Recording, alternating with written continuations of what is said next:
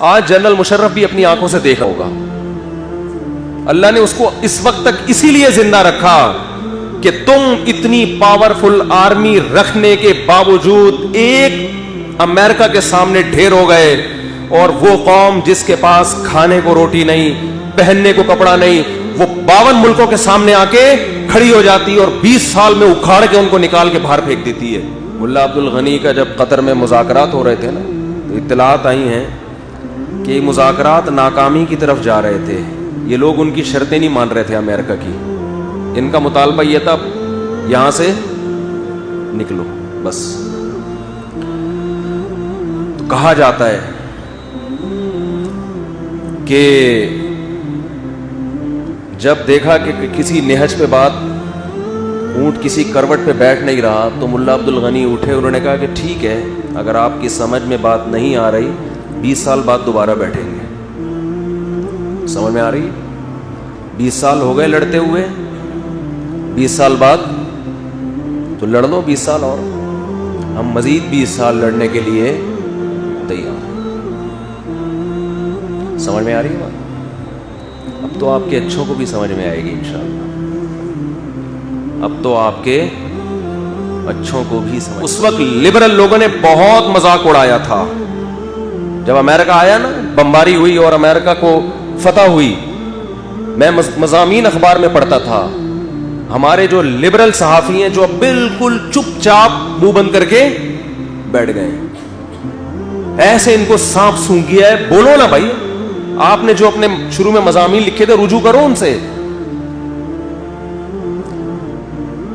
تو جب مکمل امریکہ نے کنٹرول کیا تو اس وقت ہمارے جو لبرل صحافی ہیں ڈان اخبار میں جنگ میں لکھنے والے, ہم ان کے مضامین پڑھتے تھے بہت طنز کہ دیکھا طاقت غالب آ گئی ملاؤں پر, پاور غالب آ گئی بولو ملاؤں پر.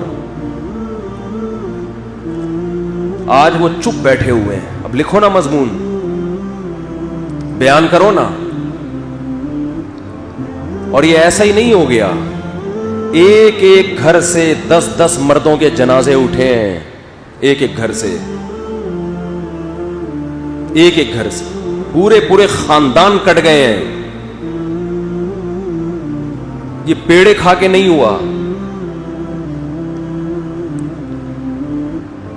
آج امریکہ اس شکست کی تمام تر ذمہ داری افغان گورنمنٹ پہ ڈال رہا ہے کہ تمہاری وجہ سے ہوا ہے.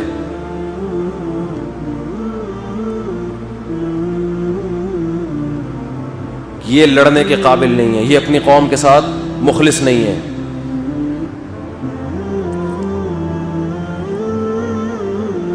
تو افغانستان میں بسنے والے مسلمان, کیونکہ وہاں فیس بک پہ بڑی جنگ ہو رہی ہے, ہمارے جو KPK کے اور کوئٹہ کے لوگ ہیں اور افغانستان کے مسلمان ہیں, ہمارے بھائی ہیں سب, آپس میں فیس بک پہ کیا ہو رہی ہے جنگ کہ یہ طالبان تو تمہارے پیدا کردہ ہیں, تم ہی نے مروایا, تم ہی نے ان کو بھیجا, اپنے ملک میں شریعت نافذ کرو نا, ہمارے ملک میں کیوں کر رہے ہو؟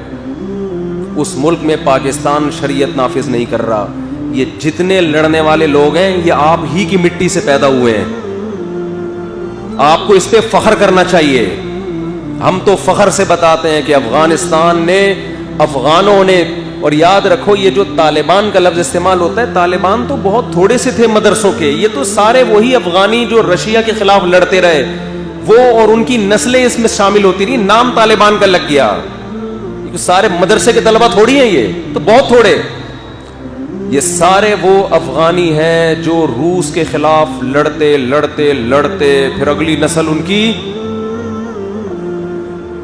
نیٹو کے خلاف لڑتی رہی ہے. ان کے خون میں اللہ نے لڑائی رکھی ہے. اور اس جنگ کے بعد قیامت تک اب دنیا کی کوئی طاقت چاند پہ تو جا سکتی ہے, مریخ پہ بھی جا سکتی ہے, انشاءاللہ افغانستان کا بارڈر کراس کرنے کی ہمت نہیں کرے. میں آیا ہے, آپ افغانوں کے بوڑھوں سے پوچھو, وہ کہتے ہیں ہم نے غلیلوں سے جنگ لڑی ہے, ہم بندوق چلانا نہیں جانتے تھے.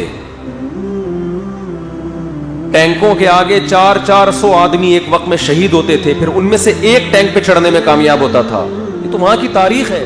افغانی یہاں آتے تھے جو پناہ گزین بتاتے تھے میرا باپ شہید ہو گیا, میرا بھائی شہید ہو گیا, اور ہم گارے سے گارا اٹھا اٹھا کے ٹینکوں کے شیشوں پہ مارتے تھے تاکہ وہ شیشے کیا ہو جائیں؟ اندھے.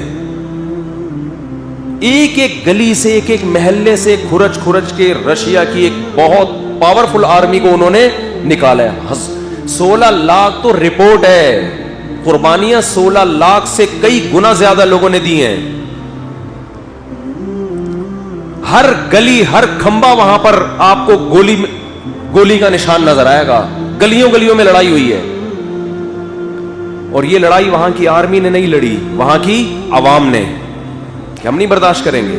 مجھے ایک افغانی ملا, اس نے مجھے کہا کہ ہم چرس تو پی سکتے ہیں یہ جرم مانتے ہوئے کہ جرم ہے, لیکن جو قوم خدا کو نہیں مانتی وہ ہم پہ حکومت کرے یہ ہماری غیرت کے خلاف ہے. مر جائیں گے, کٹ جائیں گے, اس کو نہیں آنے دیں گے ہم.